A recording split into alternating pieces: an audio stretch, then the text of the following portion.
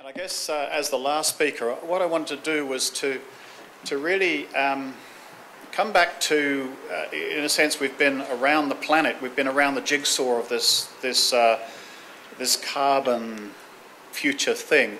But I want to come back to the Christchurch and the city-state. And there'd be many of you in the room who are very familiar with the theory of city-state, which is, it's the idea that we've had to come back to the original, I guess, concept that we had in civilization of creating these city-states, which are urban and rural, I guess, entities with a governance on behalf of the people to invest and to govern in a responsible way the future of that particular place, whether it was whether it was Carthage or the Italian states. Or indeed states as regions of New Zealand. I'm also going to talk briefly about the Denmark story, which has been touched on, but it's really, really seriously interesting. And I guess the Trading Floor Challenge we're going to pick up again in a minute.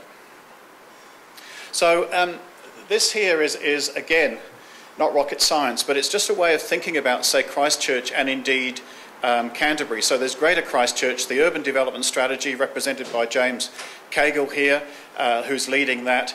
Be very familiar with the idea that we're talking about not just the CBD, we're talking about the fringe of a city, i.e. the fringe. I mean, what you've got here is the CBD and the four avenues, the fringe, the suburbs, Fendleton and so on. And then you have this urban-facing hinterland, the places that people like lifestyle blocks in or want to invest in villages. And then there's the rural-facing hinterland, which is too far to commute to the city, and in fact takes us right into the rural economy. So this is Auckland, and what you can see here is that there's all sorts of places you'd be familiar with, whether it's Parnell through to Mission Bay, Great Barrier Island, whatever, represented in these concentric circles. And the orange really is like the clusters or the precincts. So this is kind of a way that a lot of people now think about, whether you're talking about Hamilton and Waikato, Melbourne and Victoria, Adelaide in South Australia or whatever. It's a city-state idea. And when we look at here, you've essentially got Christchurch. Now, the reason I'm using this term competitive city is that when we look at knowledge workers, say for example IT people, in fact I'm talking to a few of them at the moment, who might want to leave UK. Do they want to live in Auckland, in Christchurch, in Adelaide, in Melbourne, maybe Portland over in Washington?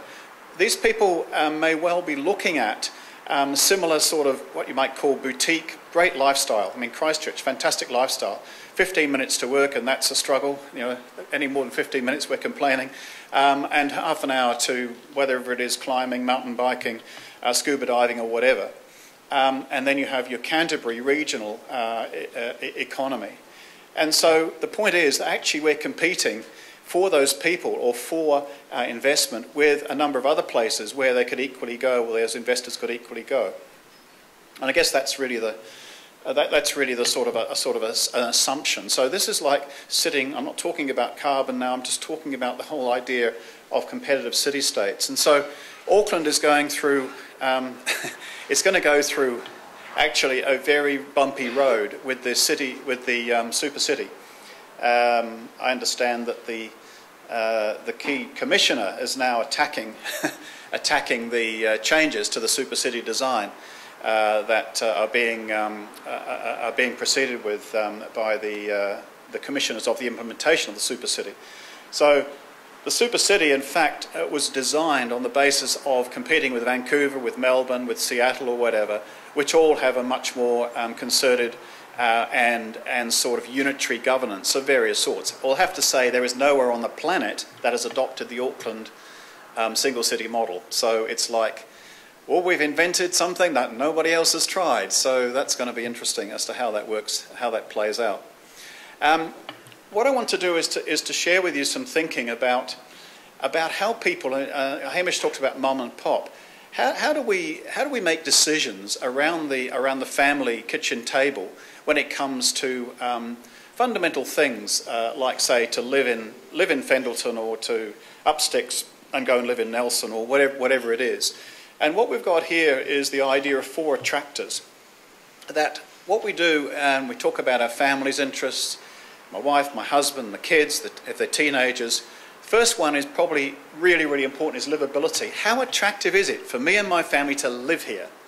And there'll be a number of things: mobility, maybe entertainment if it's in a city, outdoor leisure activities, crime, safety, you know, boy races down here, schools, ambience. How does it look? Does it look like crap, or does it look nice? I always say when I come down here, like yesterday, sunny day, and the city looks magnificent.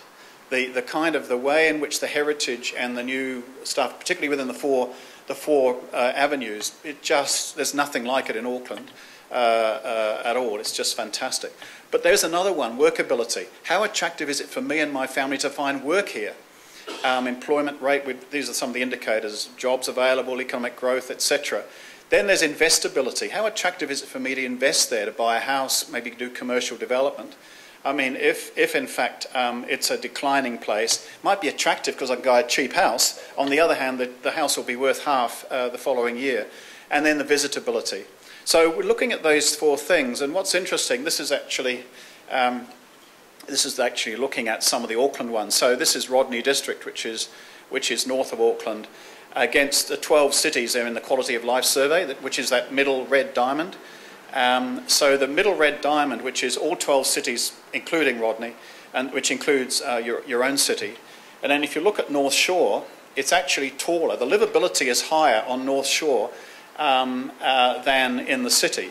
And that gives you a clue to people's preferences for I guess the urban experience and the outer. This is a little bit complex, but I'm sort of asking, how is Christchurch's diamond? So if we take livability, workability, investability and visitability, you can see that on workability, unfortunately all the lines haven't quite come out, but it sort of shapes up reasonably well against the likes of Tauranga, Hamilton, Auckland, whatever. Visitability, obviously it's quite high because of this, it's en route to Queenstown, but you only have a one-bed night scenario. Investability is not so great compared to some of the other cities, ahead of Dunedin but behind Wellington and others. And livability is actually not quite so great as you might think. So this is just an idea of, and this is based on a sort of a set of indicators that we've been developing. Canterbury, the carbon positive region, and the point about this was as a provocation. Climate change, there is a surprising number to me of severe sceptics that there's no such thing as climate change, it's all a complete wind-up.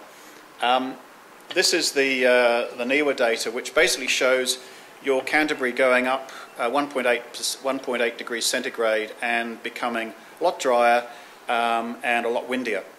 And a lot significantly hotter, I guess. And as you say, as you said from Edmonton, hey, great, you know, -40, let's bring it on. But that's a slightly, juvenile sort of attitude, obviously.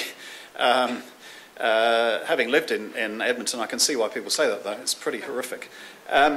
So, what I want to do now is just to see if we can just have a little trip around the world to somewhere else. And this is courtesy of Google Earth. So here's Google Earth, and let's go and have a look at Christchurch and Canterbury as we go across this very large ocean and come to these funny two islands. Blow me down. Here's the South Island, and here is Canterbury. Whoa, we're honing in, and blow me down. We're coming into Crumpet Club within the four areas, Tuam and Litchfield. So here we are. This is what we're talking about.